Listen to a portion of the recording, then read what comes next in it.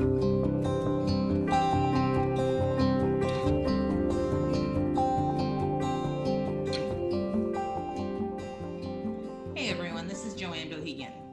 a vice chair on your Foster City Chamber of Commerce Board of Directors. And tonight I have the privilege of inviting you to watch our new kind of candidate forum. We've decided that the traditional Q&A debate structure is just not good enough for where we are as a community. And we thought it would be great to allow each of the candidates to have a chat with the chamber, an informal opportunity to talk about ideas, lessons learned from the campaign road, and the future priorities they see for the city and for our community. So join me tonight as we unveil Chat with the Chamber with each of our candidates. We hope you learn a little something, and we hope you get out your vote. Hey, Catherine Mahanpour, thanks for joining us for a Chat with the Chamber. How are you doing today? Hello, I'm doing great. How are you doing today? It's a beautiful day in Foster City. It is. I only see it through the window, but it's looking pretty good. So I'll take it where I can. Yeah. I'm excited that we have this opportunity. It's obviously a change in the original format. So thank you for accommodating our quick adaptation to the model. That should be nothing new to you over the course of COVID in the last 8 months. Yeah. We've offered to each of you some areas of conversation, and each of you have had the opportunity to choose those topics. And so what I'd like for us to do is just dive right in. We'll have time at the end for you to more formally address everyone with where and how kind of to engage, support, and learn more about you. But right now, let's just do what we can to have a conversation and give our community a bit more of a flavor as to who Catherine is and why Catherine is running for re-election and why they should vote for you. Sure, sounds good. Thanks a lot. So shall we dive right in? Absolutely. So there are a lot of lessons learned from this pandemic. Some things we've done well, other things we haven't done too well. And I think one of the biggest things is the inequity that has come out of our health system. I think that is something that we really need to work on. And that's more of a global federal issue, I think, than a local issue. However, getting testing sites up and running was a real challenge for us. So, and I think it was probably a real challenge for California. So I think that's something that we know now that we can improve on and do a better job with that. I think another thing that was challenging for us was communication, trying to get the right word out, not only on social media, but getting to people who don't have access to social media. I think that was a real kind of a wake-up call as to how we would do that in a situation such as this. And what would happen also in a situation if we had another catastrophe hit at the same time that COVID-19 was in place, with the fires, for instance. So I think all of those are lessons learned that we can take away and build on how to do a better job at that. Now, I was a part of the San Mateo County Long-Term Strategic Planning Committee. So yes, SMC Recovery Initiative. So they did a great job with that. I was really happy with the way it was organized. They were so organized, and they had things set up for us every time we met. They would have like speakers, or they'd have people from businesses come in and talk to us about how they can get their business or keep their business up and running. What we discovered, a lot of things from that was, first of all, the social inequity, that how to get to people who can't get to us. Secondly, the biggest thing for me was, in talking to some of the small businesses, it's not necessarily just money that they need. They need customers. They need people to come in. They need people to buy their products. They need people to come into the restaurant or sit outside and have something to eat. So they would take the money. But one person in particular who had a business in San Francisco, she was very interesting. And she said, my customer base will never be the same. It will never return the way it was. So we all have to look at how we're going to deal with those issues in recovery mode. So it was a really interesting process for me. And I think communication is key.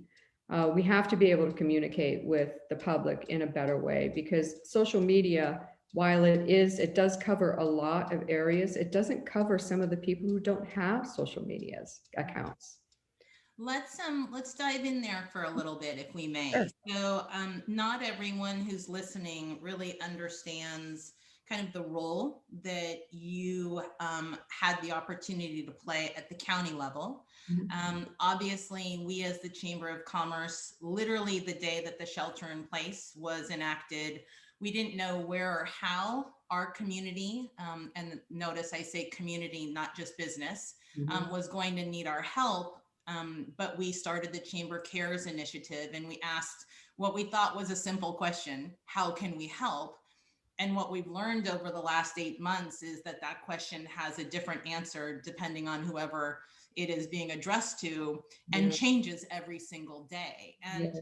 help the folks listening understand kind of when you started to get engaged with the county's initiative, and maybe some of the challenges or opportunities you saw that as a city of Foster City, you wanted to take advantage of, but if you will, could not?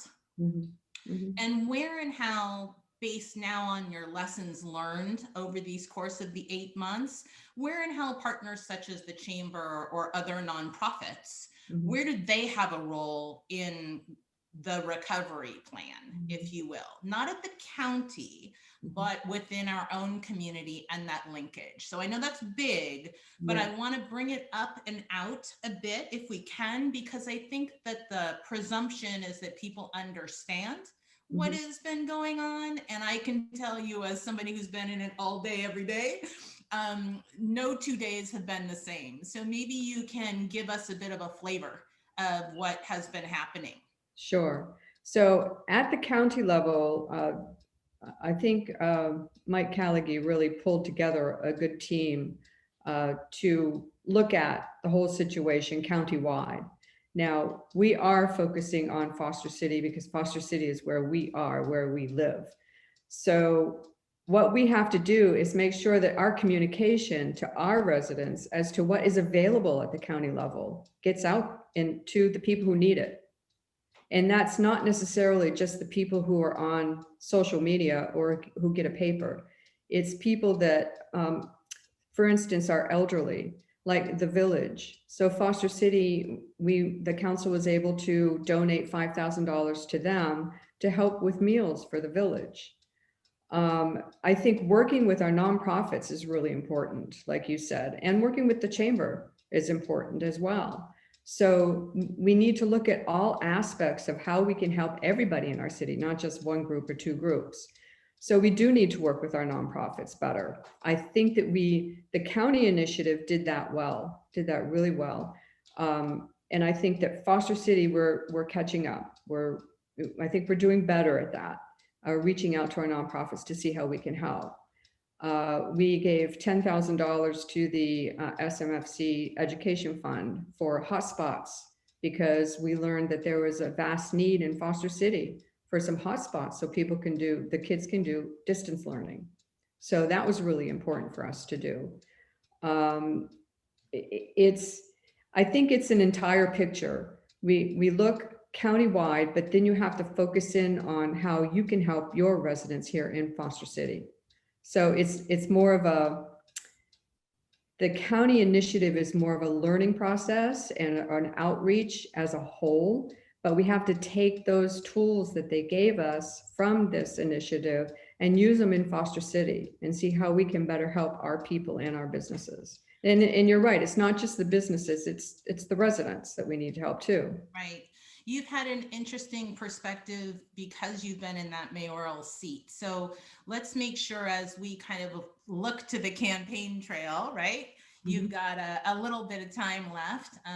Presumably, many have already voted, but we have really heard from the community, residents, small business to major, that their daytime employees, live in the community with us, that there are many that are hugely undecided based on what it is that they have come to know and what they've observed. Mhm. As you look forward, and the area that you really wanted to talk to me about was about the learnings and how we get to recovery. You oftentimes do only use the terminology of resident. Mhm. So help us understand, recovery. What does that look like for you, for the community? And um, what urgency do you see, and what obstacles do you feel are in your way to be able to really leverage the urgency that you see? Um, the urgency, well, we'll talk a little bit about budget. Of course, we have to have, because we've been pretty good stewards of our budget, we do have a pretty healthy general fund that we've been able to tap into. So we really need to pay attention to that budget though, because we need to keep that. We need to keep some of it in order to go through the next year, because this is not something that's going to end this year. This is going to be a continuing thing for, through next year. We're going to have to pay attention to that.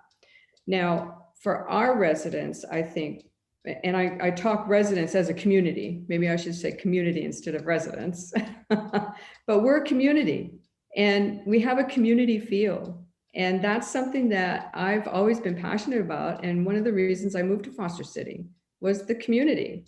I mean, we live in little neighborhoods and we know each other.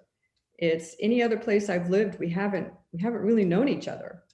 So when we were in shelter in place, we're calling our neighbors. How are you doing? You call them. Hey, how are you doing? Do you need anything? I'm going to the grocery store, because maybe your next door neighbor is a little bit older and doesn't feel comfortable about going out. So it's that community feel and that interconnection that I think that we need to pay more attention to. I think it's something that we need to build on. I was speaking to somebody at the farmers market this past Saturday, and they were saying, I feel like we're losing that neighborhood feel, that community feel, that we're becoming divided because of some issues that are out there. We're so divided. So we have to focus on trying to bring that back. Now, I'm not sure how we're going to do that. But I think it's something that with the council we have now, we can work together on that. We can work as a team, and I really feel like we're working better as a team now than we were in past years. So as a team, we've been able to at least do something for our businesses. We gave $10,000 grants to our businesses, 50 businesses. We have now a low interest small business loan that we can give of $25,000. We just approved that. There are things that we can do, I think, to better help the community and try to pull the community together, which is why one of the reasons I'd like to see the rec center issue come up again about renovating or rebuilding, because I think that's something that the community might be able to get behind and say, yeah, that would be great if we had something that was befitting Foster City. So much, so many different ways to take this conversation. So let's see if I can break them down into a few different ways. I mean, we applaud, the chamber really does applaud the kind of more aggressive nature that our city took as it relates to the ability to identify some funding for grants for our businesses and nonprofit. We hope that you and others understand the role that we played in that, in championing that. And so I think it's a really good demonstration of how a partner, whomever it might be, who has the lead in areas, can identify opportunities for the city to be able to make policy decisions on that are systemic, because we know that the city has to do things that are repeatable. When we look at the budget discussions per se, you touched on that, and I don't want to go down the budget rat hole, but we've had a pandemic And well, let's back up. We have a little project called the levy, Yeah. and we have this other little thing that got in the way, this that is still ongoing, called a pandemic.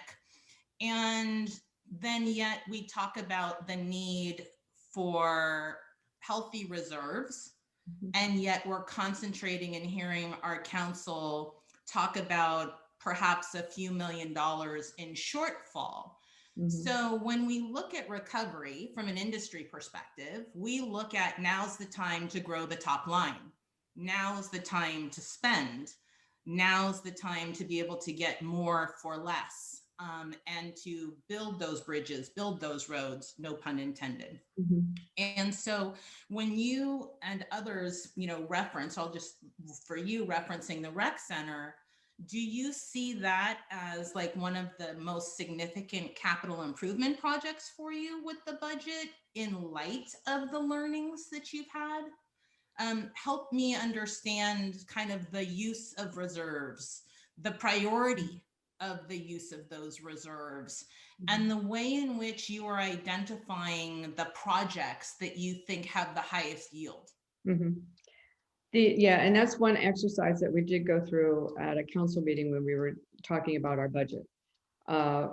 We were cutting out, or not cutting out, but we're delaying some of the capital improvement projects that were non-essential. We want to maintain our streets and roads. That's a given. We want to maintain the services for the community, which is what we're doing. We're maintaining all of our services. We don't want to have to lay off any staff if we don't have to. So that's something that we've been looking at as well.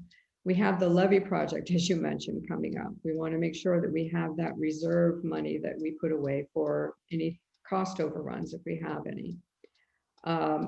So I think it's a balancing act of what is most important to do. Now, the rec center will likely need some kind of repairs this winter because of the roof. So if that project has to be delayed, then that might not, the council might not see that as an important project, and it might be just trying to patch things until we can get it through this winter. I think that people have found, now that the rec center is closed, that how much they used it. How important our parks are, how important the Parks and Rec department is. So I think that people would enjoy having something that is befitting Foster City. But I don't think right now we should be looking at spending that much capital on something like a rec center. So what so again, it's an interesting conversation because you're seated as mayor, but we're talking to you as a candidate. So you have the opportunity, if reelected, to institute some policies, to perhaps overturn some decisions that you've made, or advocate for a different set of priorities based on the learnings of your last 4 and the needs that you have come to know for the next. What do those look like? Do you see the same, or is there going to be a change in your positioning as it relates to key initiatives and projects? Well, I'll tell you something that I've always fought for is the quality of life. And I'm pretty consistent when it comes to my votes. One of them is we're losing local control. And to me, that is just something that we can't do. Help the audience understand. I know what you're saying, but help the listener understand, how do you define quality of life, and what control are you speaking of? Local control, I'm speaking of the state in Sacramento, the legislators mandating the housing that we have to put in Foster City, and telling us that we don't have any say on what goes on with our housing numbers. Now, the RENA numbers, which a lot of people don't know what that is, but that's it's numbers that we are given that we have to meet because they do affordable housing needs assessment. And so they give us numbers and they say, you've got to find a way to meet them. And our general plan has to be revised. in order to be able to meet that. So we recently had to put in an affordable housing overlay zone. We didn't have any say in that. We had to do it. It wasn't something that we had said that we could say no to. We had to do it. So that is what I mean by losing local control, by the state telling us what we have to do in certain policies that we set at the council level. What was the other part of your question? It was really just understanding some of the, the decisions perhaps, or the projects and priorities to date in your current capacity. Mm-hmm. Would they change? Would you advocate to reprioritize or perhaps even overturn some of the decisions that you've made? Would you do things differently now based on understanding the needs of what the next 4-year demands? Well, I think it's a never-ending process. I think we always have to reassess what's been done in the past in order to move on to the future, because we have to be nimble. Governments, we're not very nimble as a government. And so I think this whole pandemic has shown us that we have to be more nimble. We have to be ready to change. We have to be ready to pivot and reassess and make sure that we're doing what is right in the future going forward. So I think it's something that we always have to do is reassess. Yes. From a budget perspective, one of the questions, candidly, that we as a chamber get, in particular from our employers, is it's wonderful that we have a healthy reserve. Mm-hmm. But if we're not using significant reserves for, if you will, kind of a core sustainability project, such as the levy, and we aren't using a significant percentage for, in essence, a pandemic, mm-hmm. What are the reserves for? Yeah, there's been a big conversation on that in the past in the council. It's a lot of people. Being the candidate, though, here's your opportunity from things that you've learned. What are the reserves for? If you had no opposition, let's do it this way. If you had no opposition and you could wave a magic wand right now and institute a policy for the use of reserves to put in place programming that when you look back in 4 years, that policy made a difference. Do you have an idea of what that wish list would look like? Well, we need to do more to help the community. And I'm talking not just about small businesses, big businesses. I'm talking about the community itself. And that is one reason why I really want to look at the rec center again, because I really think that the community, maybe some people don't use it, but I really think that the community enjoys the rec center and it gets used a lot. I think something to pull the neighborhood together, something to, a big grand scheme of things. Yeah, I mean, we talked about, when we were talking about the rec center, we talked about having food trucks out there. Not just once a week, but like on a permanent basis, or pop-up restaurants and things like that. Now, traffic is a big issue. We need to look more broadly at how we can have some relief from the traffic. But that also goes back to the housing issue, which, I mean, we're adding more housing, we're going to have more traffic. If we become a destination point, it affects traffic. There are so many things that go into it. So, to make a big grand wish list, I think it would take some brainstorming. Yeah. So I think one of the things that we had embarked on, I think a few years back, was kind of an integrated strategy of how to grow. And I use the term growth as generically as possible. That word seems to have in and of itself a meaning to just about anybody that you use it with. What I'm hearing from you, I want to make sure that I'm hearing you correctly, is, quality of life and quality of place are interconnected. Is that a fair assessment, the way that you're using them interchangeably? And when you are talking about a recreation center, mm-hmm. Yes, it is a physical construct, and we know the existing one has several issues in it. So suffice it to say, as one of the largest users of it for a main event, we understand it needs a little work. Yeah.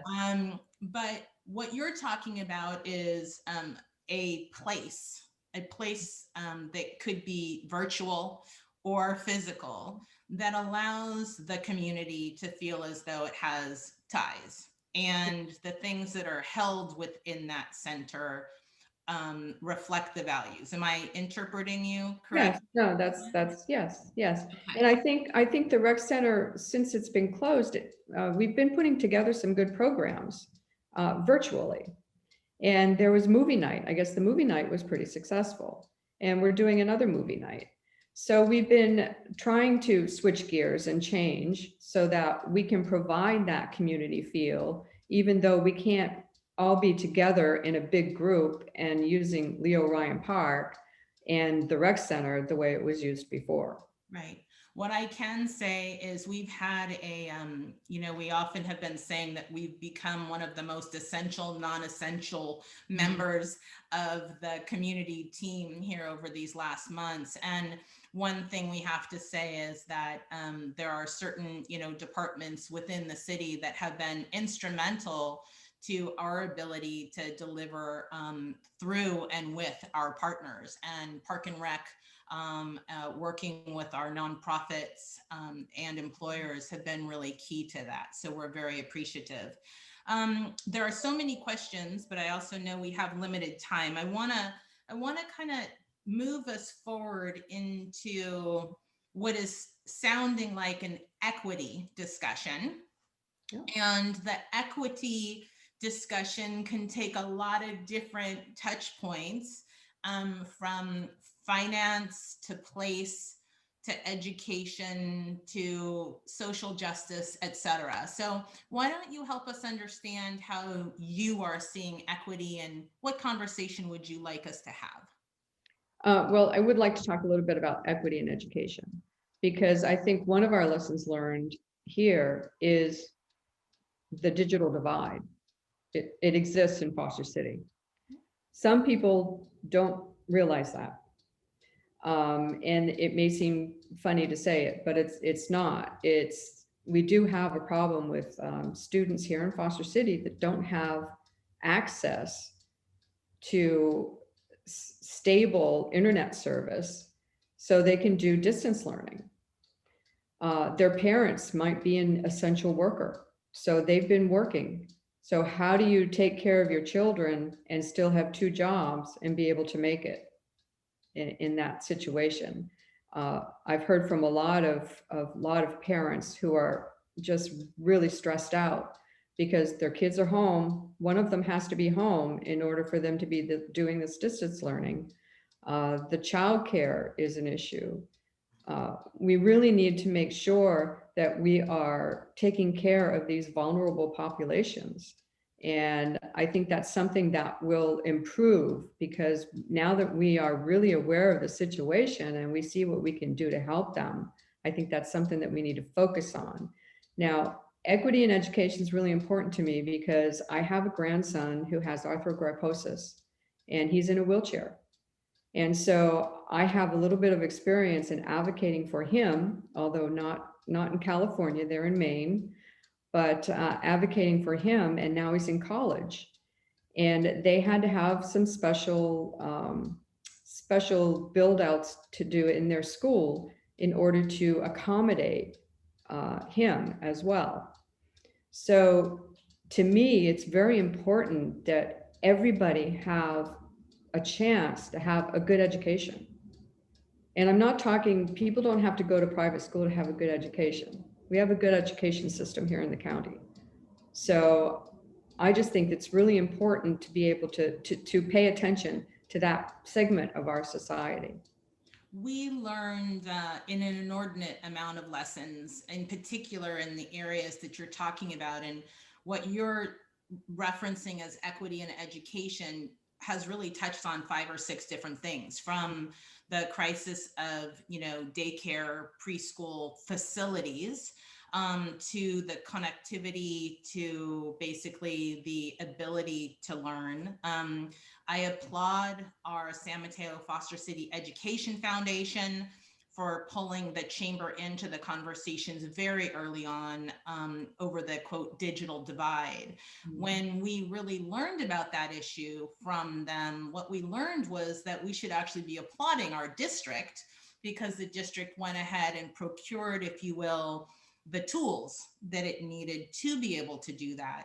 But as a result, potentially runs the risk of a shortfall in budget, as it may relate to the measure that is upcoming and to going forward. I would be remiss and not who I am if I didn't ask a very specific question. The district is a district. It is Foster City and San Mateo. And the discussions when the digital divide dialogue was brought to council, and I don't want to question council's decision. I want to be able to understand Catherine's as a candidate going forward, and perhaps this is lessons learned. It was very difficult as a resident, personally, and as a representative of an organization that has a significant amount of its daytime employees' children in our district, to hear a dialogue from the city of San Mateo and the city of Foster City that was taking the district and breaking it down to quote unquote their kids. So I will ask you, is this something going forward that you would change in the dialogue? And if so, how do you accelerate identifying the needs for the district and satisfying the needs of your residents? That was an interesting conversation, and I really feel like we are Foster City, and we do need to take care of our own residents as well as take care of the San Mateo residents and their children. But we're Foster City. So my feeling is, yes, we're a total district. We're San Mateo Foster City School District. But if we can help our families first, that would be my first priority as the mayor and a member of the council, to take care of the children in need in our area. And then we can take care of the need of the entire district. That's the way that I look at it. Okay. Yeah. One of the topics that we had put in there was great cities are, what did I say? Great cities are made of blank. Yes. Let's have a little fun for a second and tell me what great cities have, and what would Catherine like to make sure she's a part of making happen over the next 4 years to make us even better than we are. Great cities have great communities. And each of our communities are diverse. And the diversity is wonderful because you learn about so many other people and the way they live. And it's so enriching to have that diverse cultural activities and community in your own city. So to me, what makes a city great? It's the community. The community makes a city great. We need to bring the community back together, because I really feel like we are getting divided. This has become very divisive, and it's a political atmosphere right now. Everything has become political. Not one or two issues. It's not one person. It's not one issue. It's a team. It's a community. We're all working together for the same thing. So we need to bring the community together. And that is my hope in the next 4 years. If I'm so fortunate to be able to serve in the next 4 years, I'd really like to find a way to bring us all back together. So let me ask you, there's been a lot of conversation about kind of the city manager's role. Yeah. And one of the things that you are really identifying in this conversation is that with a new council, there will be, again, not leading the witness, but trying to make sure I'm understanding correctly. There's going to be things that you, if reelected, will absolutely want to institute and accelerate because you believe that they are the right things, right? And they reflect the community. Mhm. And then I'm hearing that there's probably some lessons learned and maybe some things that might want to give you some opportunity to change the Mhm. way in which things were handled. So whether that was discussions internally with staff and departments and being able to measure and manage the inquiries of the public Mhm. with the knowledge, if you will, of your staff Mhm. and really set the policy calendar. I know I don't recall that being a summit that really occurred this Mhm. year for whatever reasons. How do you see the timing of the selection of a city manager? In private practice and in industry, we need to know the role of the and the focus of the role in order to know the skill set Mhm. that we are hiring for. Mhm. Do you feel as though this position is something that this council will make an appointment to, or will you wait and recommend that until the new council and, if you will, the new calendar comes together? What do Mhm. you think is the appropriate message to the community, and tell us why or why not? Mhm. Sure. So the city manager is a really important job. I mean, they direct the staff. We make the policy, they bring it forward and they make it happen. They implement it. Um, the city manager directs staff, the police department, CDD, community development department. I mean, the whole city. It's a very important position. I think that this council, because we've had the experience, this council should know and be able to choose somebody who is going to be right for Foster City. Now, yes, the city manager works for the council. They are appointed by the council. They're hired by the council. They answer to the council. But it's really important to have somebody who has been in the seat and with, let's see, how many city managers now? I've had, this would be my this will be my third city manager. So I think we have an idea of what would work and what wouldn't work. So I really think it's important for us to have a say in who that city manager might be, even though we might not be reelected. It's our experience that we're carrying forward into these interviews, into this process. And we know what a good city manager should be able to do and what experience they need in order to be able to make that very important decision. As you go forward, because I want to make sure that we leave ample time for you to kind of close out with all the ways in which folks can engage and really understand who you are. Um, is there anything in the areas of like the pandemic and this longer term recovery plan and the equity discussions that we have not at least touched on? I want to make sure that we have that opportunity in those areas to at least tease up the Sure. discussions in case we've missed something in there. I think one of the things that really, I don't want to say bothers me, but one of the things that I struggle with is the misinformation that gets out there and how to correct it. Okay. Um, I try to stay away from social media because it has become so divisive. That's one of the reasons I try to stay away from it. It's become so divisive. Anything you say, somebody else is going to attack it. I don't think that that is good for our community. I think it's become a very divisive tool for certain people to use. So I would like to say what I'm trying to do now on my Facebook page is to correct any misinformation that I see. And I'm going to try to keep doing that. I think that communication is really important. And I think the city, we as a city can do a better job of correcting that misinformation as well. Instead of telling people just go to fostercity.org, let's tell them what it is. Let's not just say go to fostercity.org. So I think that's something that's really important in this day and age of fake news and misinformation.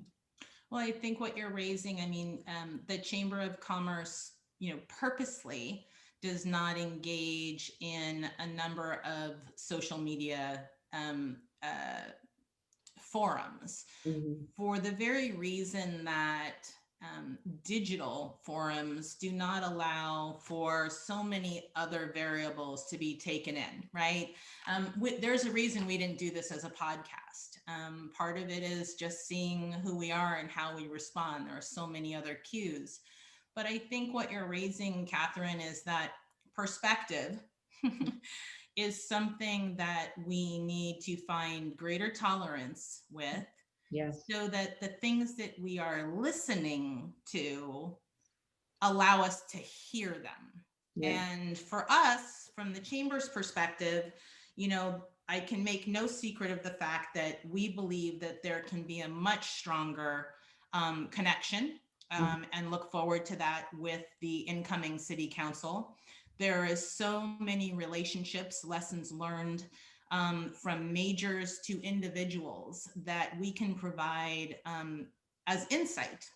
None of us can do it by ourselves.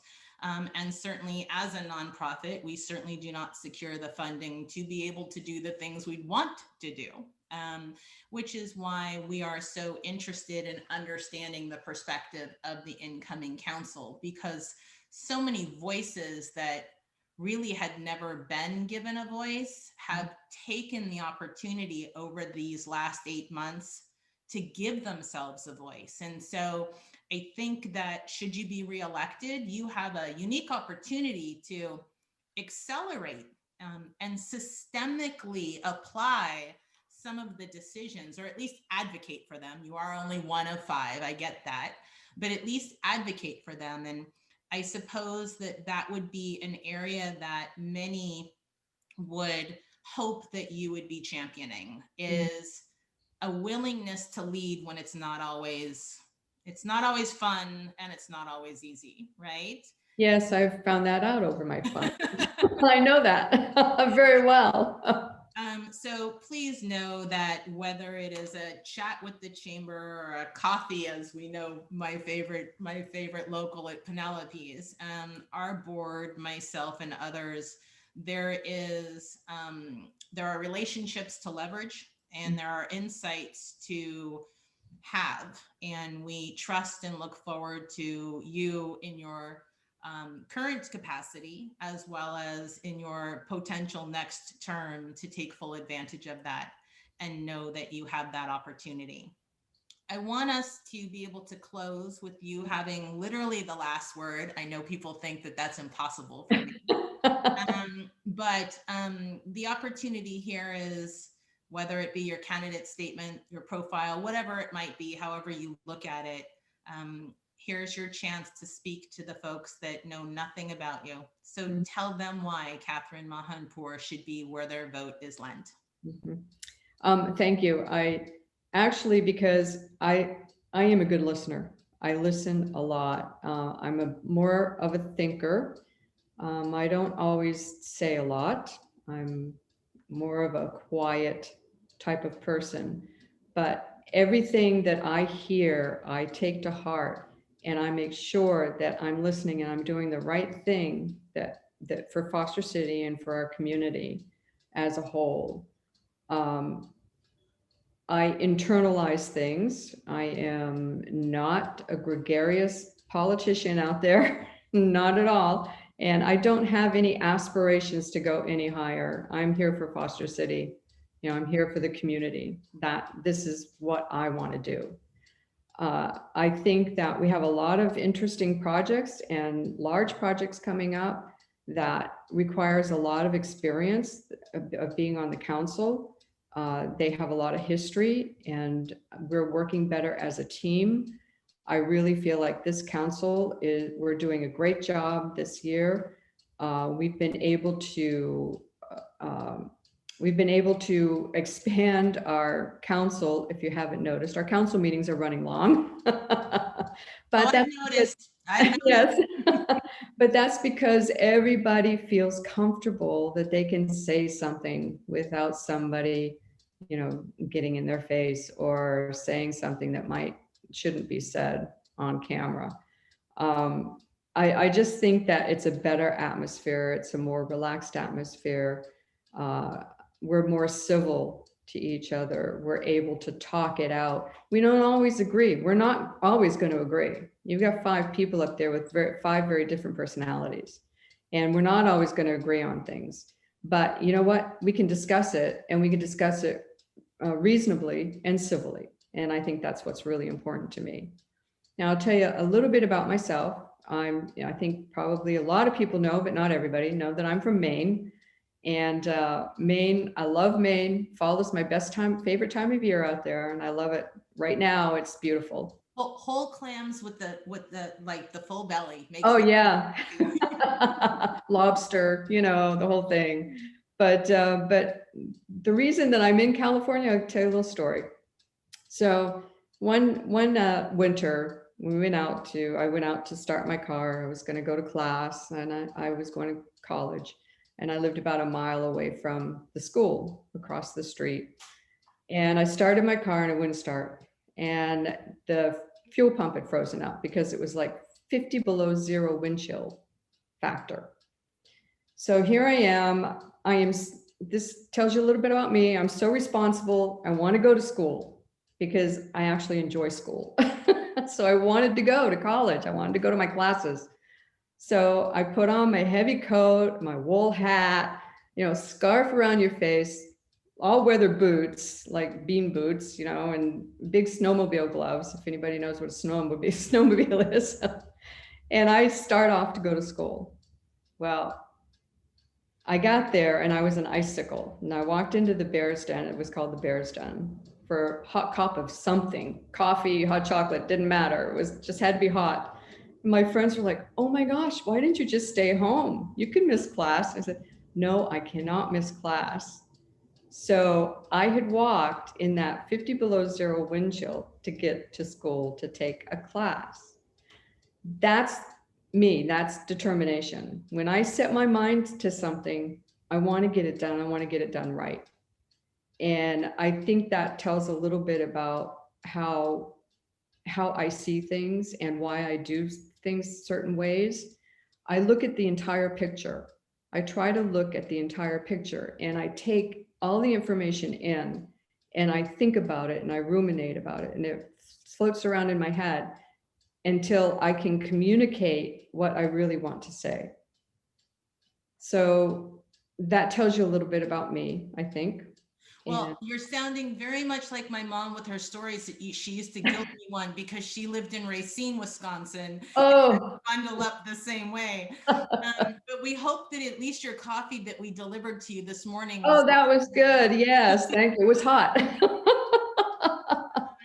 Very much appreciate, this conversation. We know that when we release this, you will have the opportunity to use this and add in your own editorial and whatnot. The intention here was to allow for the public to understand that we are capable of having conversations and have no real end point. And perhaps that's the intrinsic message that the Chamber is really trying to offer in the leadership that we are providing to this community. So we encourage you to tap into us even more than you have. There is no shortage of insights from our board table to our employers through to our partners. And the reality is we are all working towards the same goal, but we all have a slightly different place in the process. Mhm. And I think if we can figure out how to hone in on that, Catherine, quite frankly, I see Foster City as unstoppable. And so And I think our city manager, I think Dante's been communicating a little bit more with the chamber. We have taken steps to get some more formal processes in place. But I would encourage that sometimes process gets in the way of progress. And so what we would encourage, whether it be to you or others, we understand the subcommittee role that the city has in place. to expedite how the city council engages in areas. But I think that there is a real opportunity for each of you. There is no Brown Act violation in speaking with your partners. That there is an opportunity for you each, with the thinking and the approaches that you are taking, to engage more thoughtfully and more frequently with us. There's a lot of information that by the time it leaves perhaps my communication to the time it gets to a city council person, it has been distilled. And what we would love to see is what we've requested, which is the ability for us to have a thoughtful dialogue with the full city council to share the lessons that we have learned and the opportunities that we see as you each embark on identifying Foster City for the next 40 years, and the role that our businesses, large and small, our nonprofit, and our expertise can lend to that. And so we look forward to really being able to accelerate and ignite some of the initiatives that perhaps the city has more restraint because of its role. And we say that not just as it relates to the role that the Chamber of Commerce can play, but the way in which the community of partners that the city has available to them, how it can be leveraged to be able to do things that perhaps the city would like to do, but may or may not be the most appropriate party to advance. So we're making progress, but make no mistake, there is no shortage of opportunity, and we appreciate the role that you've played. We know that we have been a huge piece of this, and it's been our privilege to do so. Tell us where people can learn more about you and close out our chat with Catherine. So my website is catherineforfostercity, all one word, .com. My email is catherineforfostercity@yahoo.com. And I have a Facebook account under Catherine for Foster City. So those are good ways to find out a little bit more about me. Perfect. Thanks for joining us for this chat with the Chamber. Thank you so much, Joanne. Appreciate it. Best of luck. Thank you.